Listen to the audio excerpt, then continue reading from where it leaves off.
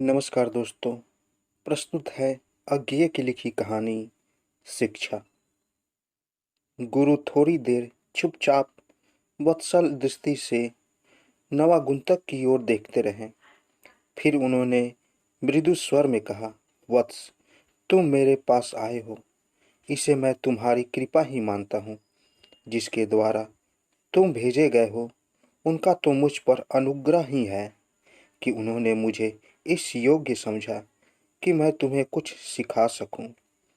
किंतु मैं जानता हूँ कि मैं इसका पात्र नहीं हूँ। मेरे पास सिखाने को है ही क्या।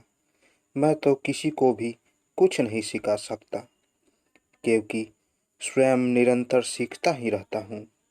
वास्तव में कोई भी किसी को कुछ सिखा ही नहीं सकता। जो सीखता है अपने ही भीतर के किसी अन्वेष से सीख जाता है। जिन्हें गुरुत्व का श्रेय मिलता है वे वास्तव में केवल इस उन्मेष के निमित्त होते हैं। और निमित्त होने के लिए गुरु की क्या आवश्यकता है। सृष्टि में कोई भी वस्तु उन्मेष का निमित्त बन सकती है। नवागुंतक ने सिर झुकाकर कहा, मैंने तो यहाँ आने से पहले ही मन आपको अपना गुरु मान लिया था। आगे आपका जैसा आदेश हो।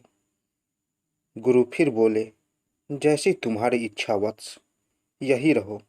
स्थान की यहाँ कमी नहीं है। अध्ययन और चिंतन के लिए जैसी भी सुविधा की तुम्हें आवश्यकता हो यह हो ही जाएगी। और तो गुरु ने एक बार आंख उठाकर चारों ओर देखा और फिर हाथ से अनिश्चित सा संकेत करते हुए बोले, यह सब ही है। देखो, सुनो, चाहो तो सोचो, जितना कर सको आनंद प्राप्त करो। क्या देखा गुरुदेव?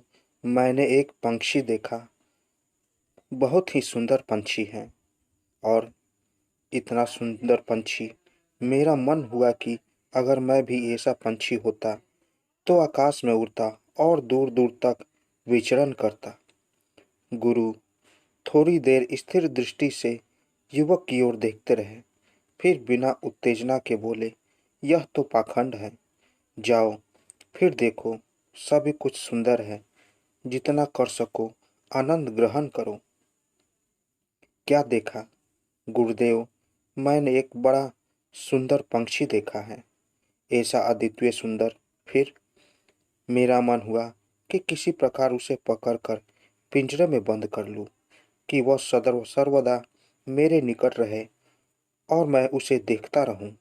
चलो, कुछ तो देखा। पहले देखने से इस देखने में सत्य तो अधिक है। गुरु थोड़ी देर उसी खुली किंतु रहस्यमय दृष्टि से शिष्य को देखते रहे। अधिक सच्चाई है किंतु ज्ञान अभी नहीं है। जाओ, फिर देखो, सुनो, जितना कर सको आनंद ग्रहण करो। क्या देखा? मैंने एक पंछी देखा। अत्यंत सुंदर पंछी है। वैसा मैंने दूसरा नहीं देखा और कल्पना नहीं कर सकता कि भविष्य में कभी देखूंगा कि इतना सुंदर पंछी हो भी सकता है। फिर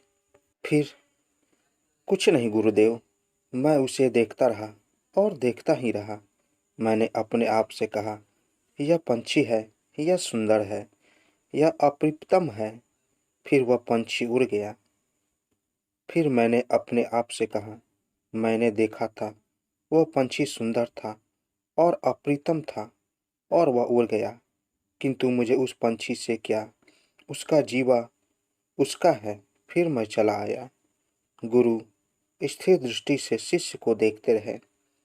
न उस दृष्टि के खुलेपन में कोई कमी हुई, न उसकी रहस्यमयता में।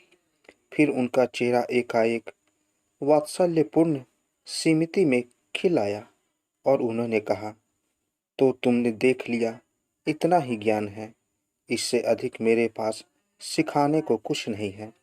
यह भी मेरे पास नहीं है, सर्वथा बिखरा हुआ है। मैंने कहा था कि कोई किसी को सिखा नहीं सकता। उनमें इस भीतर से होता है। गुरु निमित्त हो सकता है, किंतु निमित्त तो कुछ भी हो सकता है। एक बार फिर उनका हाथ उसी अस्पष्ट संकेत में उठा और फिर घुटने पर टिक गया। जाओ वत्स, देखो, सुनो, जितना कर सको आनंद ग्रहण करो। तो दोस्तों, कैसी लगी कहानी? अगर आप लोगों को कहानी अच्छी लगी हो तो मेरे चैनल को ज़रूर सब्सक्राइब करें और साथ साथ बेल आइकन को भी ज़रूर दबाएं ताकि मेरी कहानी सबसे पहले आप तक पहुंचे। तो दोस्तों, मिलते हैं एक नई कहानी के साथ एक नए वीडियो में। तब तक के लिए नमस्कार।